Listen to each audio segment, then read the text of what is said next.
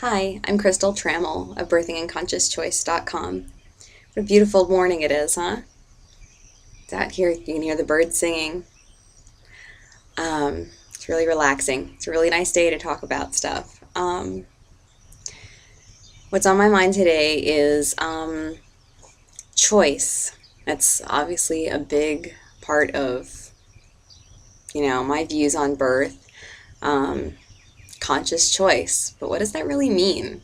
Um, in our society, it seems like not a lot of emphasis is given on personal choice anymore. We talk a lot about it.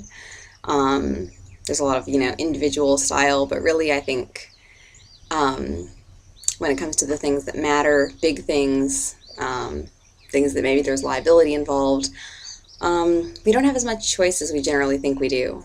Um, Whether it's, whether to go to school or not, whether to see a doctor or not, the type of health care you get, what you define as health care. Um, our choices are really kind of limited and we're kind of fast tracked or shunted into certain modes of being that don't necessarily serve the individual. They serve, the masses, or they serve the convenience of those who are in positions of power over us. And nowhere is that more inherent than in a hospital setting for birth. Um, Take, for example, just the typical birthing position in a hospital. Woman semi-reclined, feet up, possibly in stirrups. She's on her back. Um, any basic look at biology and physiology will tell you that to birth a baby in that position makes no sense. You are working against gravity. So why was that? Why did we ever come to that decision as that's the way to birth babies, is semi-reclined or flat on your back? Because it's easier for the care provider to see what's going on.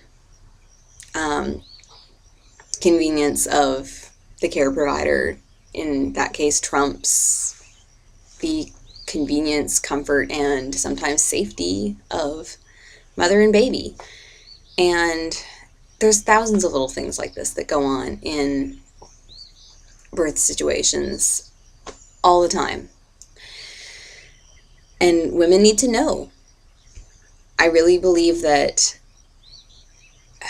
you have to be informed in order to make good choices. And informed doesn't mean they give you, two options or three options and say that's it. Out of these choices, you have a choice. Those who think they are free are more, none who believe they are free are more hopelessly oppressed. If you think you have a choice, you're not going to necessarily fight about not having a choice, when in actuality, you're kind of, again, shunted or fast-tracked into what is convenient for others, as opposed to what is in the best interest of you and your child. So, what does it really mean, conscious choice? It means being unafraid to find out the real answers, doing your own research, getting a second opinion, being willing to stand up for your beliefs or your asking questions about your concerns. Especially, I think, as women, we have a tendency to just go along with what people in a position of power over us have to say to us, whether it's a healthcare professional or even just the male female inequality, which sadly still exists. Women tend to back down when there is someone in a position of power saying, well, we know the right way, and this is how it's going to be. We don't want to make waves. We don't want to be unpleasant. And so it's hard sometimes for us to stand up and find our voice.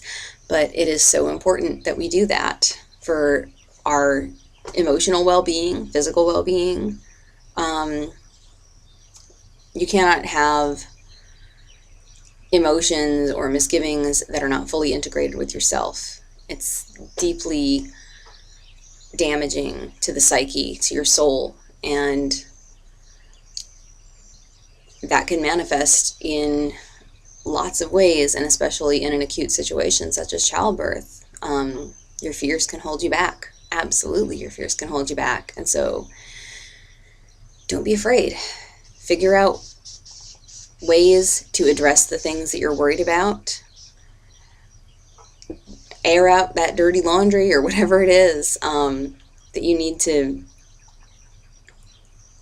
work through, that you need to ask questions about, even if it's just to yourself. Even if you feel like you have a competent, compassionate healthcare provider that is going to help you and support you in your choices, you still have to worry about what goes on inside your head. Your own mind can be the greatest salvation, or it can also put you through hell.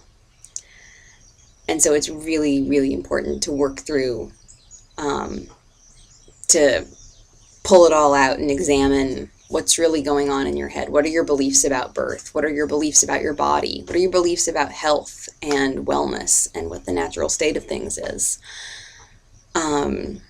It's a really good idea to explore these things beforehand and throughout your pregnancy, because it's so common for us to fall back into old patterns. It's not like, you can work through your business once and then it's done.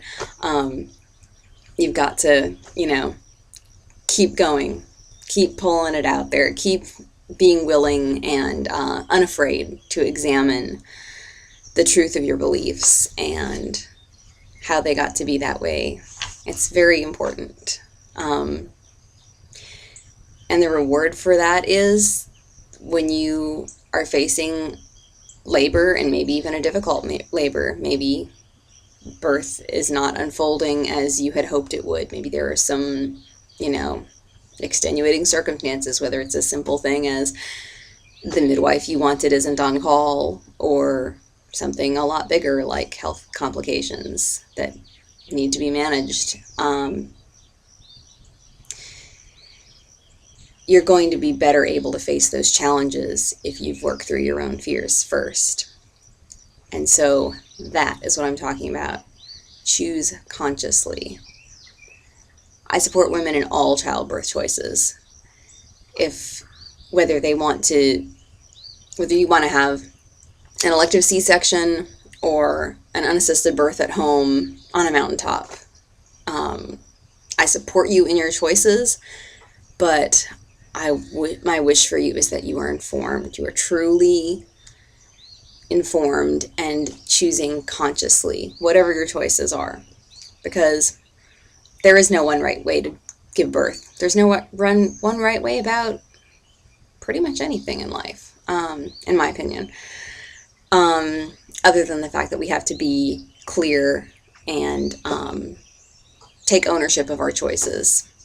So when I say own your choices, what I mean is whatever you choose, have a full understanding of what you're choosing, what the implications are, what the trade-offs are, and own it. Believe in it. Stand by yourself. Don't doubt yourself. Don't waver. Whatever you choose, fully accept the positives and negatives, because there's always going to be a flip side. Home birth is not always 100% peachy.